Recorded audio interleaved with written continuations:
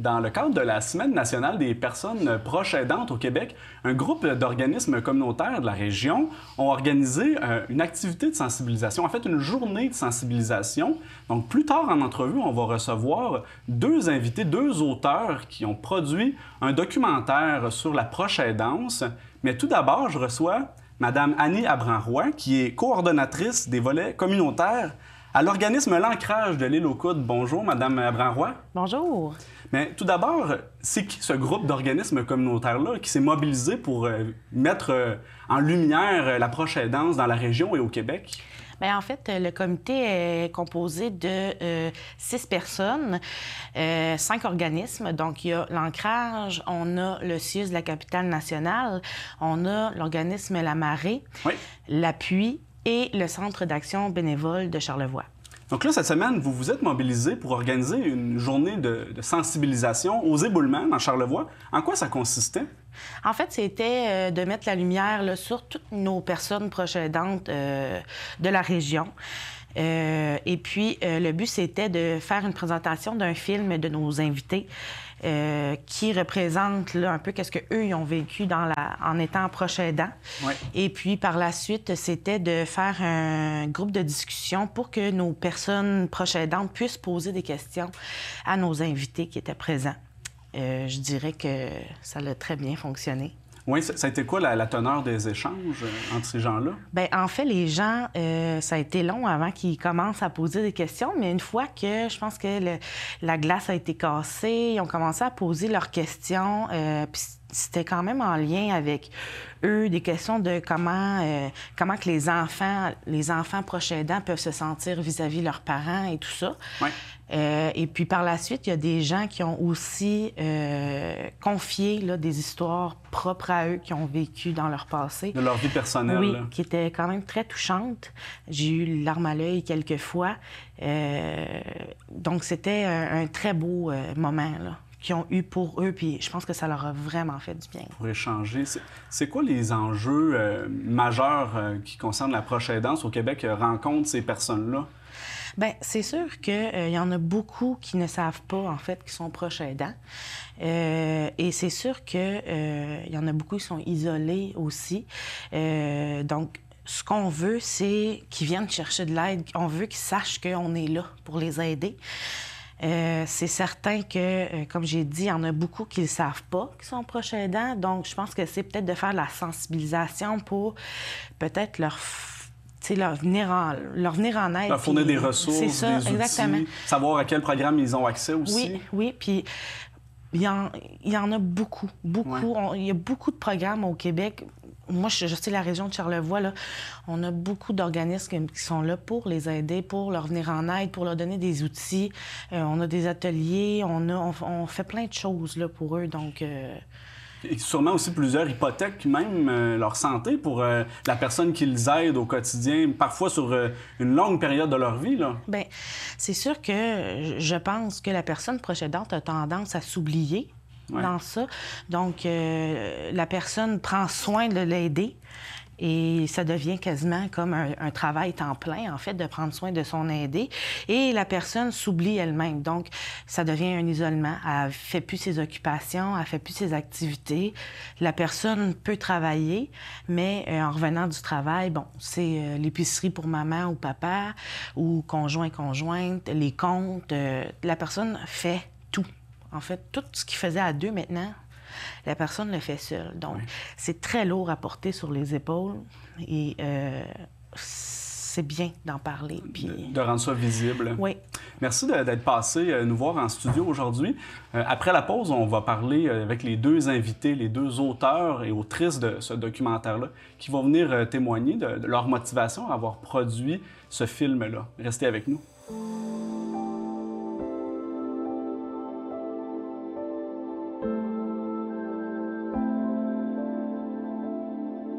On reçoit maintenant les co-auteurs et co-autrices d'un documentaire qui se nomme « Au-delà des mots, paroles de proches aidants ». Monsieur Michel Carbonneau, Édith Fournier, bonjour. Bonjour. Bonjour. Donc, vous avez décidé, il y a plus de 10 ans déjà, de réaliser une lecture théâtrale vous avez écrit un texte sur la réalité de la proche aidance que vous avez vous-même personnellement vécu dans vos vies.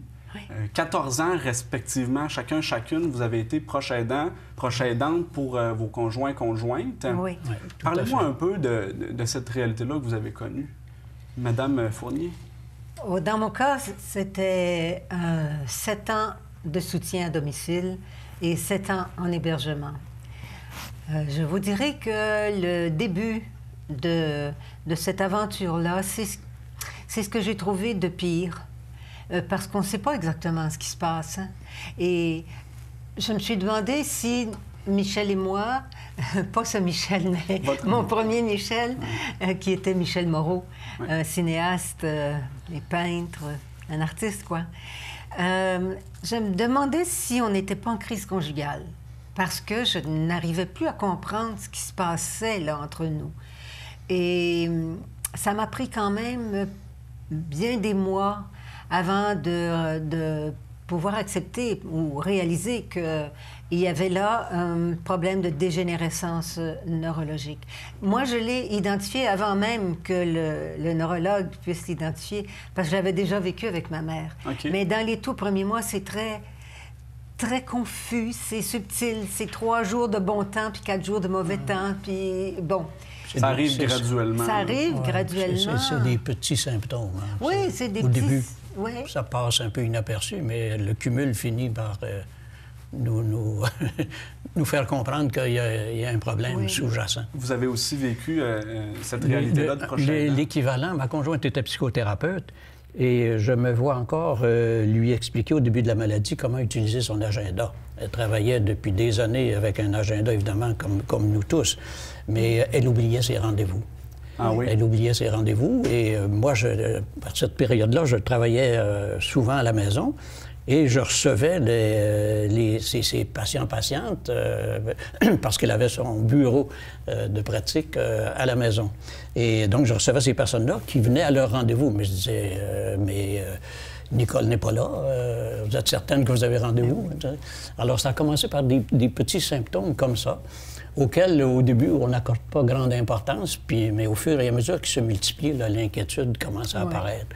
Et le premier diagnostic, dans le cas de Nicole, c'était une dépression atypique. Oui. Alors, on pensait que c'était une dépression qu'elle faisait, là. Oui. Ben, moi aussi, j'ai eu Moi aussi. Lui aussi a eu ce diagnostic de dépression. Il faut l'éliminer, hein, parce que la maladie d'Alzheimer, c'est difficile de l'identifier. Rapidement, au début, là. C'est très difficile. Ouais. C'est presque par déduction, par élimination du reste qu'on finit par dire. D'ailleurs, c'était, soi-disant, une démence à corps de Lewy, mais... Je vous dis franchement, là, démence à corps de Lewy ou Alzheimer, pour moi, là, c'est tout pareil. Vous avez vécu ça il y a plusieurs années de ça. Vous en avez fait un peu une mission de vie aujourd'hui. Vous vous êtes rencontrés et aujourd'hui, vous formez un couple. Oui, il faut le reconnaître, il faut l'admettre. C'est notre plusieurs années après avoir vécu cette réalité-là, vous avez, durant les années de la pandémie, mis en place un documentaire qui était inspiré de la lecture théâtrale que vous avez roulée en tournée pendant 7 ans avant la pandémie. Oui. Et depuis la pandémie, vous avez réalisé un documentaire. Oui, grâce, il faut bien le dire, grâce à l'appui pour les proches aidants. Un organisme national au Québec pour la proche aidance. L'appui, c'est un incontournable, je trouve, partout. Et ils ont été très sensibles à la fois à notre histoire et la façon dont on l'avait racontée. On raconte chacun notre histoire comme un montage parallèle. C'est moi qui commence, ensuite c'est Michel qui continue, je reviens, il revient, et c'est comme ça. On retrace un peu ça dans le documentaire. C'est ça, exactement. Oui, le documentaire est produit comme ça. Et au moment où on le réalisait, où on faisait la lecture théâtrale, on n'avait pas anticipé l'effet de cette alternance. Hein? C'est comme si, pendant que l'un ou l'une de nous parle, comme spectateur, on attend la suite de l'histoire de l'autre.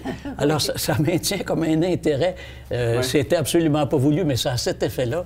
On s'est beaucoup fait dire que, je dirais, on est capté par cette alternance et par les deux histoires qui sont vécues en parallèle. Et puis là, il y a un groupe d'organismes communautaires de la région de Charlevoix qui vous ont invité dans le cadre d'une journée de sensibilisation dans la région.